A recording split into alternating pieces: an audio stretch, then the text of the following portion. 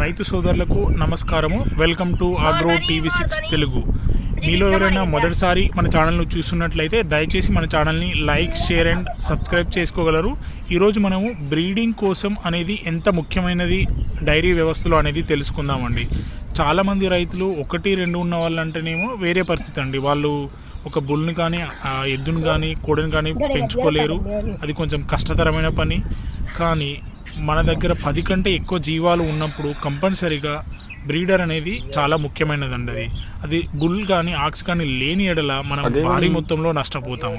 ఎందుకంటే ఎదకు వచ్చిన పశువును మూగజీవాలు కాబట్టి ఎదకు వచ్చిన వాటిని గుర్తించడం అనేది చాలా కష్టతరమైన పని.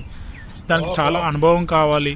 అనుభవం లేని వాళ్ళు ఏంటంటే ఈ మధ్యకాలంలో డైరీలోకి రావడము, అనుభవం లేకుండా వాటిని అనుకున్న సమయం లోపల వాటికి ప్రెగ్నెన్సీ చేపించలేకపోవడము, దానివల్ల భారీగా నష్టపోవడము, దాన్ని ఎంతో కొంతకు అమ్ముకోవడము, మళ్ళీ వేరేటి తెచ్చుకోవడము, మళ్ళీ దాంతోపాటు వాటిని సరైన పద్ధతిలో వాటిని చూచుకోకపోవడము, దానివల్ల ఏంటంటే చాలా నష్టపోతున్నారు ఈ మధ్యకాలంలో. సో దానికోసం అనండి మనం ఏంటంటే బ్రీడింగ్ కోసము మన దగ్గర ఒక బుల్ను కానీ ఆక్సిన్ కానీ ఉంచుకోవాలండి. బుల్ అంటే మనకు దున్నపోతునైనా సరే, ఒక కోడి దూడనైనా మన దగ్గర ఉంచుకున్నట్లయితే మన దగ్గర ఉన్నటువంటి పశువులను అనుకున్న సమయంలో కట్టించుకోవడానికి అవకాశం ఉంటుంది. అప్పుడు మనకి ఏమవుతుంది అంటే ఈ ఈతలో అది సరిపడినన్ని పాలు ఇస్తుంది. దాంతోపాటు అనుకున్న సమయంలోనే మళ్ళీ ఇంకోసారి ఈనడానికి అవకాశం ఉంటుంది. మనకు అనుకున్న సమయంలో పాల ఉత్పత్తి అనేది జరుగుతుంది.